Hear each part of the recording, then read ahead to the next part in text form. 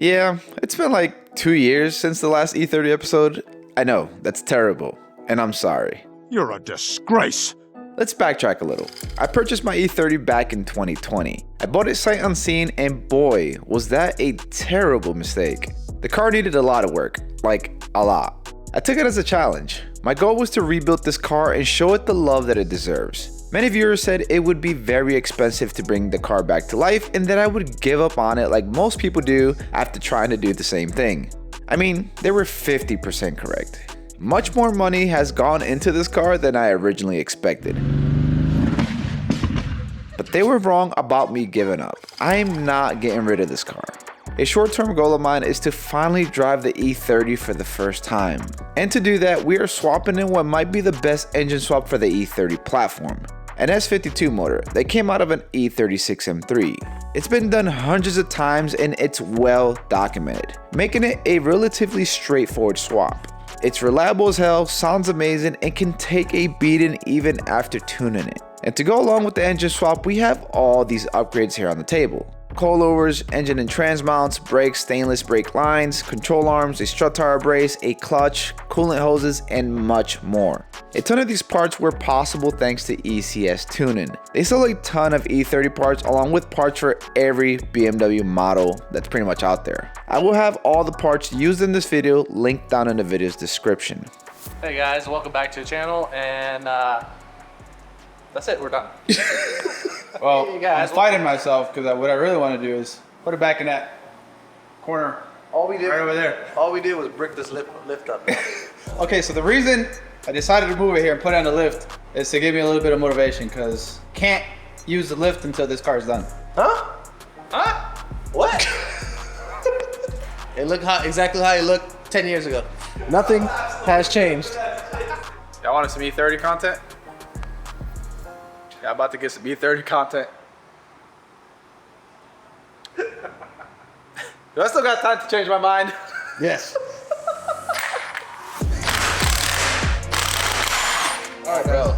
There it is. Back in the corner. Oh, yes. Oh, bro, we don't need to upgrade these. You still got plenty of plaid left. Check the sensor. Sick.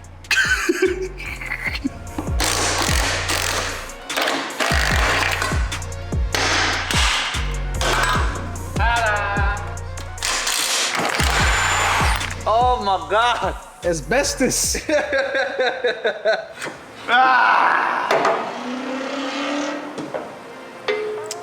Just. So we got the other E30 shirt and we got this E30 shirt. If they sell out, I promise you guys to make more E30 content, I guess, on a regular basis. Listen, links down in the video's description. It just motivated me to keep working on the E30 because it is not a profitable build for the channel. All the other cars make sense. I make money off part sales and stuff like that. This car is very niche. It doesn't really make me a lot of money. It's more for fun. And it's hard to have fun when you run a YouTube channel and an online business like the website. So got links down in the video's description. Help me out. This was the perfect time to reinforce the subframe with this kit. Wanted to make sure we future-proof the build since I'll most likely get the E30 to push some serious power in the near future. All we had to do was clean the surface where the plates would go and weld them on. Pretty easy. My E30 for the most part has a good amount of surface rust that can be easily addressed. Portions like the bottom of the engine bay were addressed by sanding it down and spraying rust removal. After that, we sprayed a layer of primer and then a few layers of undercoating to protect the area going forward. I gotta be really honest with you guys. It takes a lot of motivation to even dig into this project. There's so much stuff that needs to be done for it to be at the level that I'm okay with. Like a lot of stuff. The easiest option would be to buy... Hello! The easiest option would be to buy another E30 that's cleaner. Just swap the motor into it and call it a day instead of having to deal with this right here. That would be shortcutting the process. I don't think I would feel the best at the end of it. I've owned this car for a few years now. Might as well just kind of finish what I started, but it's a lot of work and it's with everything going on business-wise and other builds. It's really hard to imagine us finishing this, but we're gonna try. One thing I have never inspected on my E30 are the floorboards. A common weak point for these cars when it comes to rust. So we started taking the interior apart. What we found was not very good looking. we were able to punch holes on certain spots, meaning that it would need to be addressed before it gets worse. At this point, I had the biggest urge to give up. It's definitely something I am going to take care of, but I didn't want to think about it at the moment, so I moved on to something else. So we're gonna start installing suspension upgrades onto the E30, which is very exciting because that puts us one step closer. We did get a brand new steering. We did get a brand new steering rack, Z3 one of the best performance racks you can get for the E30 platform. Originally, we were going with E46 control arms, but since it would push the front wheels so far out, because I guess the original idea was to drift the car and make it a fun car, that tires and wheels just wouldn't clear the OEM fenders. I would either have to get an over fender, wide body, or something like that, and I really didn't want to do that because I want the E30 to look OEM plus. So instead of going for the E46 control arms, we actually decided to go back to the E30 control arms. We did install the subframe off camera, got painted as well, so it looks just as clean as the rest of the engine bay. And to run this with the 5 lug conversion that we're doing on this car, I did get some Condor control arm mounts. And in order to run the Z3 steering rack, I have to get a spacer kit here so we can mount it and properly install it onto the E30 subframe. Very simple, billet pieces, very light.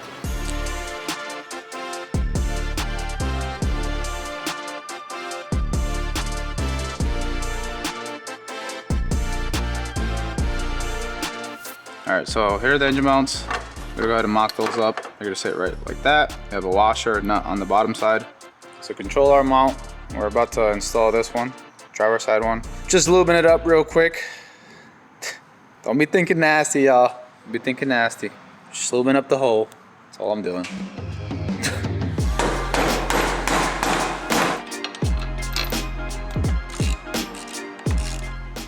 There you go, fellas. Complete. So mocking things up, just making sure everything lines up and everything's good to go. So far, everything's very, very good.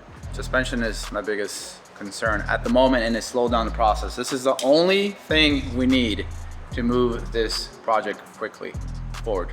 E36 Coilovers studs, they just do not line up with the E30 strut tower holes. My options are either buying some cheap coilovers from a company called Godspeed, which I can't find a single good review about. The other option is BC. They offer the same thing, but they're 4 weeks out. I don't want to wait 4 weeks. If I wait 4 weeks, this car's going back in the corner. So my other option is to drill 2 additional holes where I marked here in black. One here, and this hole would have to be made bigger. And then we can run the E36 Coilovers. ST, which by the way, I'm a huge fan of ST. We sell a bunch of these kits that just ride really, really good. They're KWs, but at a lower price tag. So I do not want to drill holes into the E30. But I really want to keep this project going at a pretty fast pace and get you guys content. So I might entertain it.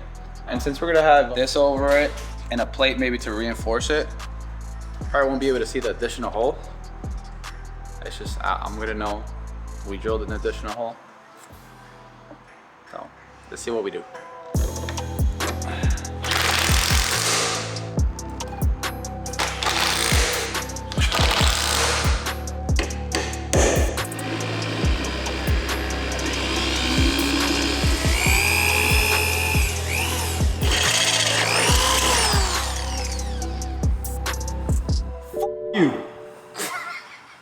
Look at these. I know that's gonna be a main concern, one hole being so close to the other one. And especially this one right here, which doesn't have a ton of play. If I know physics, you know, I don't think anything is gonna happen. It works! 5 lug conversion, ST adjustable coilovers with camber plates. So I went ahead and grabbed the fender from up top. We're gonna put this on so see if we have a caster issue and see if everything just kind of lines up properly.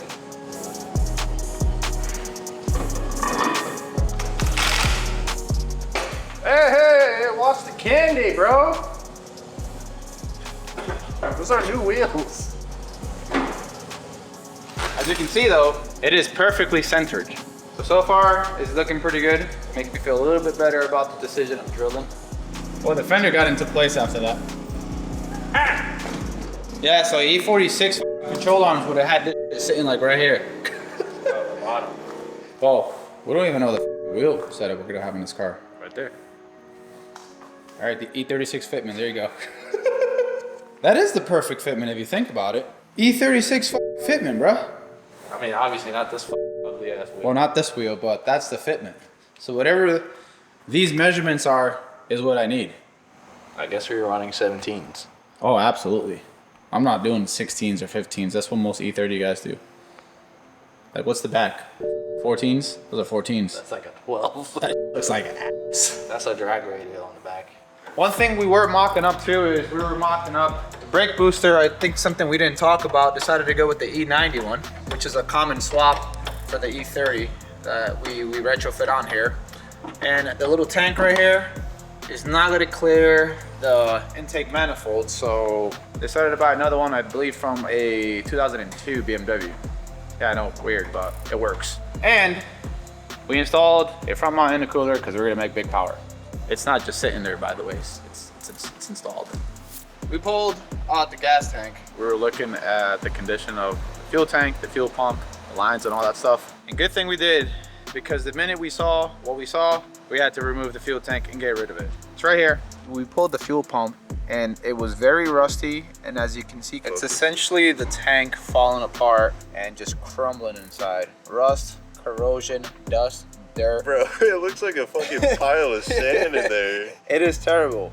And the fuel that we drained out of there was like orange red.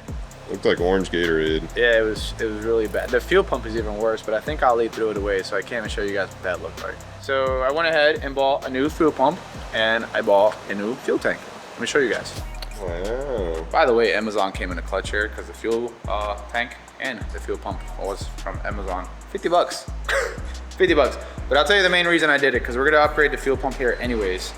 I did it literally just for the bracket, so I can go ahead and retrofit a Walbro pump on here temporarily. So, and I guess for the first start, because we'll use the OEM setup, comes with everything that you need and installs just like the OEM one. And then the fuel tank, we don't have no more shit inside. I guess it comes with some O-rings, and everything else probably needs to be transferred over. Little by little, we're getting this E30 to be right.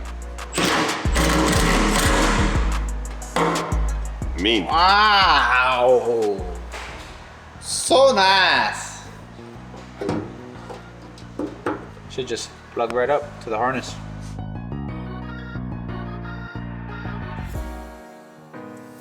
Now, before we drop into S52, we took care of various maintenance components. The last thing I wanted to do was deal with issues later on when I'm finally driving the car. And finally, it was time to install the S52. It's been so long, I was beyond excited. Guys, it's been a long time coming, like years in the making, and we finally have the S52 in the engine bay. Ta-da! Doesn't seem like much, but it's a pretty big come up because this inspires me, or gets us excited enough to continue, because it just looks so good in there. We did start installing some stuff just to mock it up and see if everything would clear. The original tank for the brake booster kind of did fit, but it might interfere with the throttle body that goes there, which is why we got that E21 tank. We are missing some parts, so I got to get that so we can fully seat it right here. And then it looks like we might have an issue with the factory headers and also these aftermarket ones that we had. So we'll probably have to do some modifying for that, which is something we expected anyways. Best part is that everything looks super clean down here. We already have the engine mounts installed. I think what we're gonna do next is gonna be the transmission. We'll bolt it on and I guess, you know, get one step closer. Show you guys the clearance here with the E36 rack. Very, very tight, but it clears. So as you guys can see. And you know, I'm excited once again for the E30. Been uploading like what, one video every like 2 years it feels like. So we're gonna get back on track. So I think I'm gonna leave it here just because there's just so much footage, guys. And I think in the next video, you guys will be able to see the E30 start for the first time with the S52 swap. So like the video if you guys enjoyed it. Subscribe if you don't want to miss out on more E30 content, which I promise I won't make you guys wait another year. Appreciate you guys watching as always. See you guys next time.